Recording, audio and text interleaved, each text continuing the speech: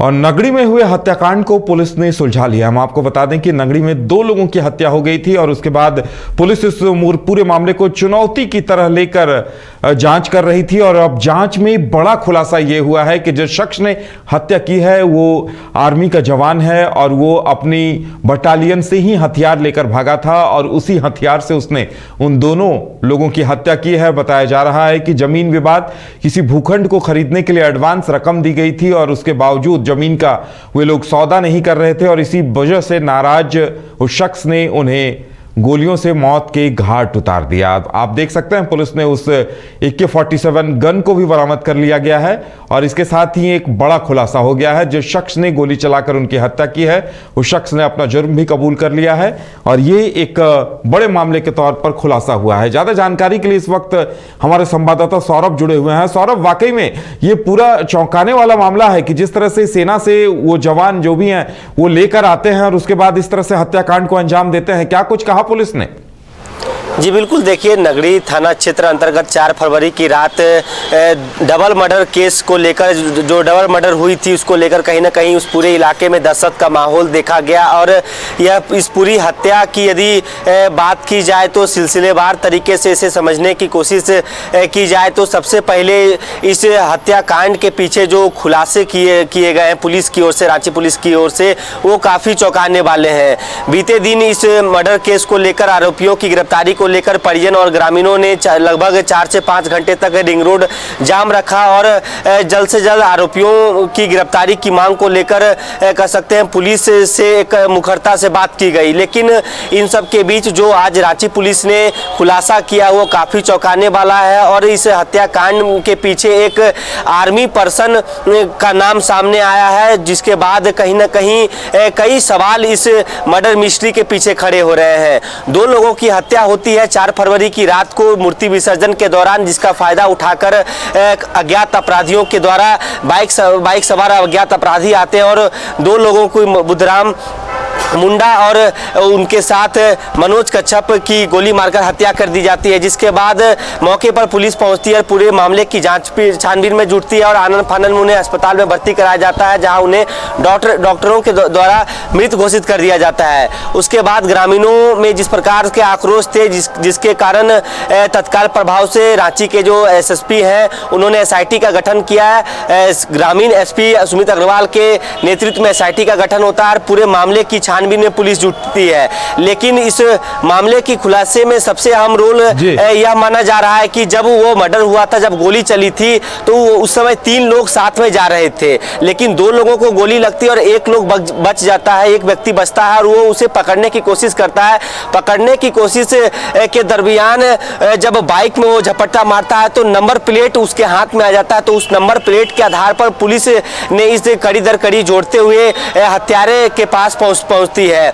आज रांची पुलिस ने इस मामले को लेकर पूरा खुलासा कर दिया है। मामले में 2 आरोपियों को गिरफ्तार किए गए हैं। एक आरोपी जिसने गोली चलाया उसका नाम मनोहर टोपनो है, जो आर्मी का जवान है और इटकी का रहने वाला है और जम्मू कश्मीर के कुपवाड़ा में उसकी पोस्टिंग है।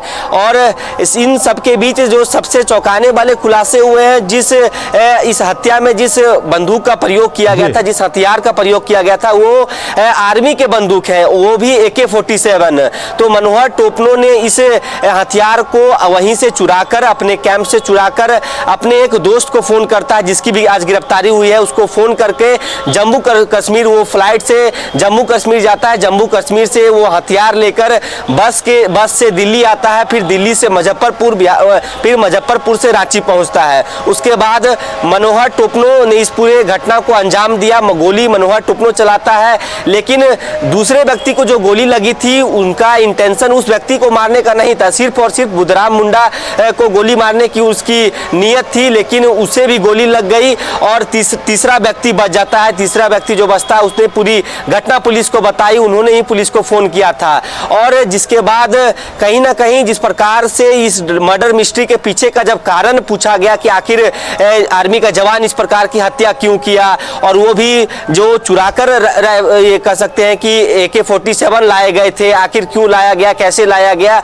तो यह पूरी कहानी जमीन विवाद को लेकर, और एक बार फिर राजधानी रांची में जमीन विवाद को लेकर हत्या हो गए हैं और दो लोग कह सकते हैं, दो लोगों की निर्मम हत्या कर दी गई है। 2015 में बुधराम मुंडा के भाई शनिचरवा मुंडा ने एग्रीमेंट किया था कि कुछ जमीन 36 डिसमिल जमीन को लेकर कुछ एडवांस भी दिए गए थे मनोहर टोपनो, जो आर्मी पर्सन है मनोहर टोपनो की ओर से उनको। लेकिन कुछ दिनों पहले शनिचरवा मुंडा की मृत्यु हो जाती है, जिसके बाद उनके भाई बुधराम मुंडा उनको जमीन देने से आनाकानी करते हैं और उन्होंने कुछ जमीन को बेच भी दूसरे लोगों के समक्ष बेच देते हैं। जिसके बाद मनोहर टोपनो ने उनसे गुजारिश भी की, हालांकि बुधराम मुंडा के जो घरवाले हैं उन्होंने कहा था कि इसे विवाद ना बनाया जाए, आप यदि पैसा लिए गए हैं और एग्रीमेंट हो चुका है तो मनोहर टोपनो को जमीन दे दिया जाए। लेकिन बुधराम टोपनो ने कई अड़चने डाली। उसके बाद आक्रोश में आकर मनोहर टोपनो ने एक कह सकते हैं कि इस प्रकार का कदम उठाया और उनकी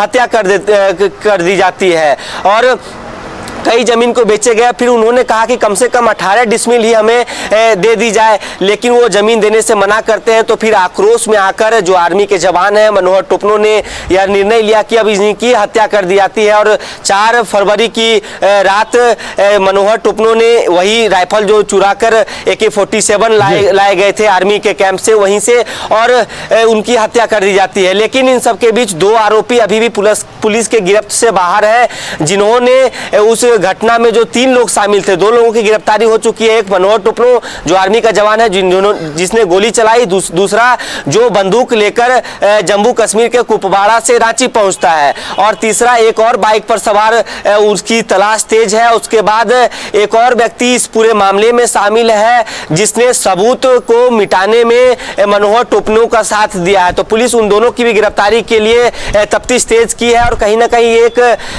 कह सकते हैं कि अनसॉल्विंग केस माना जा रहा था इस प्रकार से। लेकिन उनके भाई ने, जो मनोहर जिनकी हत्या हुई है बुधराम मुंडा, उनके भाई ने पूरा मामला बताया कि उन्होंने आरोप लगाया था कि इन्होंने ही मेरे भाई की हत्या की है, जिसको आधार बनाकर पुलिस ने पूरी कार्रवाई की और 48 घंटे के अंदर इस पूरे मामले का खुलासा कर दिया है। जी चलिए सौरभ, तो वाकई में आखिर वो क्या परिस्थितियां होंगी कि आखिर जब इस पूरे मामले की परतें खुलेंगी तब पता चलेगा कि क्या धोखे की वजह से आर्मी का जवान मजबूर हो गया गोली मारने को, हत्या करने को।